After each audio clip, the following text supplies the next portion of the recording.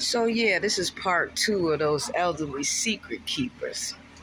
How do you think it makes a person feel when their voice is being purposely silenced and they are telling you that you hurt them or they have been hurt and you're not listening when they're speaking to you? You're barely hearing them, and all you want them to do is shut up and get out of your face.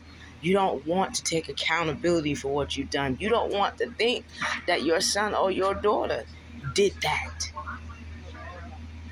as a grown person to a child or to another person.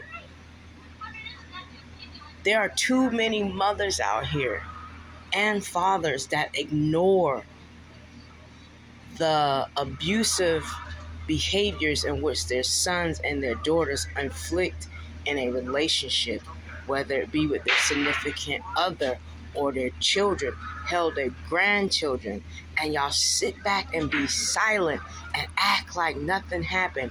And when that child starts acting out or that significant other starts cursing his ass out or her ass out because they're sick of that, when they walk away from the family, hell, when they even pack up and leave their kids because they find it better to be alone than have to stay in a situation where they feel like they're being forced to be around someone just because of, and they'd rather just co-parent by themselves, and they have to make sure that they're getting their stuff together so they can be able to raise their kids. How do you think that makes a person feel when they cannot express themselves freely to you, and you are supposed to be someone that is supposed to love, provide, protect, and guide? And then you get to your upper age, 60s, 70s, 80s, 90s, and you still acting like you don't know that you have hurt someone or that person is hurt. You're still not listening.